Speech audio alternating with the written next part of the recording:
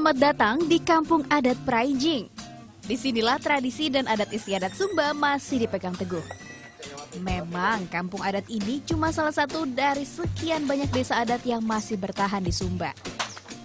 Tapi letaknya yang strategis di tengah kota Waikabubak membuatnya ramai didatangi wisatawan.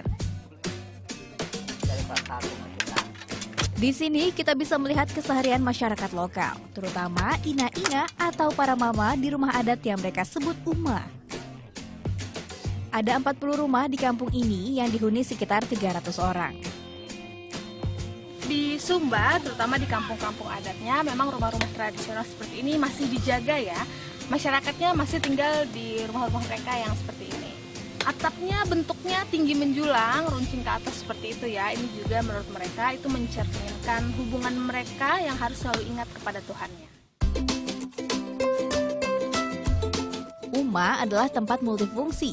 Selain jadi tempat tinggal pemiliknya, Uma juga menjadi kandang ternak di lantai 1. Sedangkan lantai ketiganya yang berada pada atap yang membumbung tinggi itulah tempat menyimpan barang-barang berharga. Di depan Uma, para mama biasa duduk-duduk untuk makan sirih pinang atau membuat berbagai kerajinan. Lumayan sebagai penambah penghasilan mereka.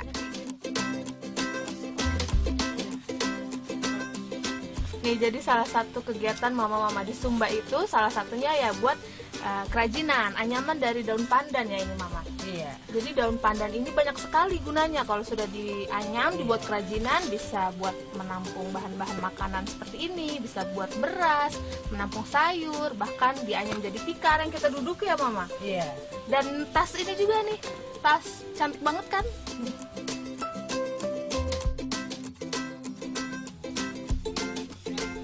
Perlu keahlian khusus untuk membuatnya.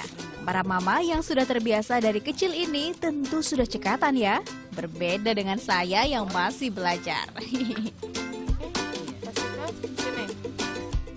Jadi kalau wanita Sumba itu wajib harus bisa ini mama. Iya, harus bisa ini. Kalau tidak anyam itu bukan perempuan, dia itu laki-laki, dia tidak anyam. Kita malu kan? Kalau kita perempuan tidak anyam, kita tenun malu.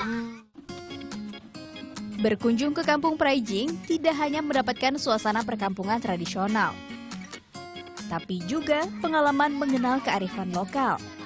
Para anak-anak pun tak kalah ramahnya kepada saya, mengajak saya untuk membuat cemilan khas Sumba. Anak-anak ini ngajakin saya ke kebun, katanya mau cari bahan-bahan buat bikin cemilan mereka. Kebunnya di mana? Di depan. Di depan. Kami mendapat pepaya dari kebun di sekitar kampung. Buah pepaya setengah matang jadi bahan utama. Pelengkapnya ada daun asam hutan, cabai, gula, dan garam. Tanaman asam hutan memang khas Sumba. Daunnya berduri dan mengeluarkan rasa asam. Setelah semua pepaya dipotong halus, bahan-bahan lain pun dicampurkan dan ditumbuk dalam lesung. Tinggal tunggu sampai bahan tercampur, jadi deh. Ini dia rujak pepaya khas Sumba. Anak-anak di sini gemar mengonsumsinya.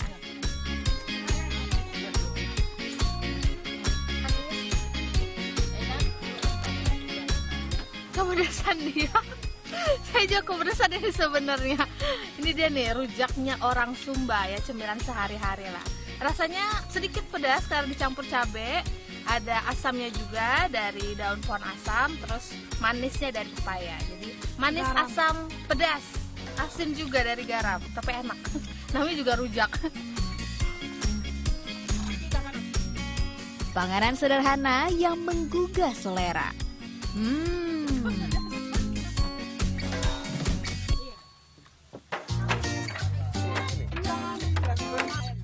Wisata saya belum selesai. Saya kembali diajak untuk bergabung melatih ketangkasan dengan melompat pada sela-sela alu. Seru!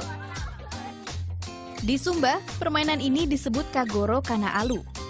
Selain melompat, sang pemain juga harus menari sesuai irama. Siap-siap terjepit deh kalau kurang konsentrasi sedikit aja.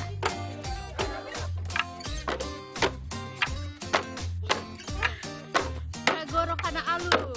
Jadi ini nih permainan tradisional yang masih dimainkan di sini ya. Gak cuma anak-anak, gak cuma anak muda yang memainkan, tapi juga kadang-kadang orang dewasa.